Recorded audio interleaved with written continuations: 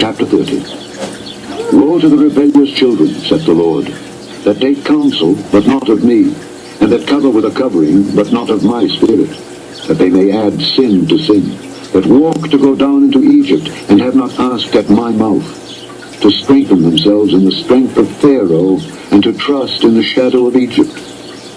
Therefore shall the strength of Pharaoh be your shame, and the trust in the shadow of Egypt your confusion.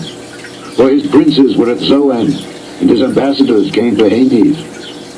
They were all ashamed of a people that could not profit them, nor be in health, nor profit, but a shame and also a reproach. The burden of the beasts of the south. Into the land of trouble and anguish, from whence come the young and old lion, the viper and fiery flying serpent. They will carry their riches upon the shoulders of young asses, and their treasures upon the bunches of camels, to a people that shall not profit them.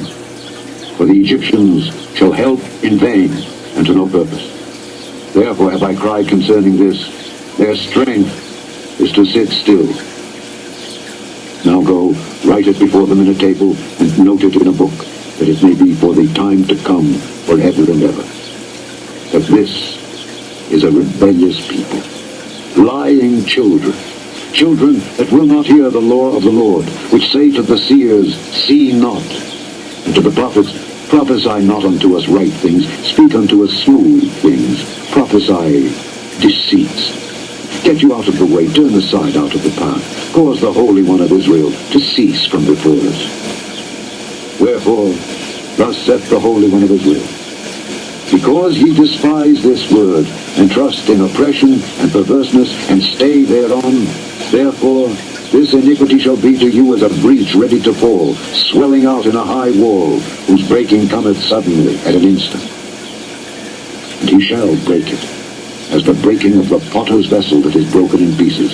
He shall not spare, so that there shall not be found in the bursting of it a sherd to take fire from the hearth, or to take water withal out of the pit. For thus saith the Lord God, the Holy One of Israel, in returning and rest shall ye be saved. In quietness and in confidence shall be your strength. And ye would not, but ye said, no, for we will flee upon horses. Therefore shall ye flee, and we will ride upon the swift. Therefore shall they that pursue you be swift. 1,000 shall flee at the rebuke of one. At the rebuke of 5 shall ye flee, till ye be left as a beacon upon the top of a mountain, and as an ensign on an hill. And therefore will the Lord wait, that he may be gracious unto you, and therefore will he be exalted, that he may have mercy upon you. For the Lord is a God of judgment. Blessed are all they that wait for him. For the people shall dwell in Zion at Jerusalem. Thou shalt weep no more. He will be very gracious unto thee at the voice of thy cry. When he shall hear it, he will answer thee. And though the Lord give you the bread of adversity and the water of affliction, yet shall not thy teachers be removed into a corner any more, but thine eyes shall see thy teachers, and thine ears shall hear a word behind thee, saying, this is the way, walk ye in it, when ye turn to the right hand, and when ye turn to the left. Ye shall defile also the covering of thy graven images of silver, and the ornament of thy molten images of gold. Thou shalt cast them away as a menstruous cloth. Thou shalt say unto it, get thee hence. Then shall he give the rain of thy seed, that thou shalt sow the ground withal, and bread of the increase of the earth, and it shall be fat and plenteous. In that day shall thy cattle feed in large pastures. The oxen likewise and the young asses that ear the ground shall eat clean provender, which hath been winnowed with the shovel and with the fan. And there shall be upon every high mountain and upon every high hill rivers and streams of waters in the day of the great slaughter, when the towers fall. Moreover, the light of the moon shall be as the light of the sun, and the light of the sun shall be sevenfold as the light of 7 days, in the day that the Lord bindeth up the breach of his people, and healeth the stroke of their wound.